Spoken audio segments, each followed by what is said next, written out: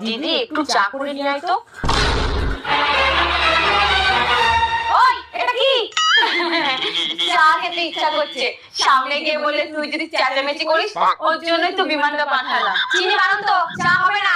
বারণ তো মানে যখন কিছু ফুরিয়ে যায় বা শেষ হয়ে যায় তখন তাকে বারণ তো বলতে হয়, তাহলে তাড়াতাড়ি বেড়ে যায়। ও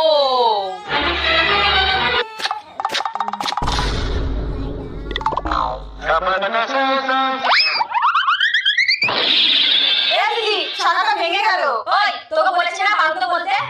ও ভুলে গেছি। এই কি গো, এই শুনছো? এই শুনতে পাচ্ছো? এই কি গো, ওঠো। এই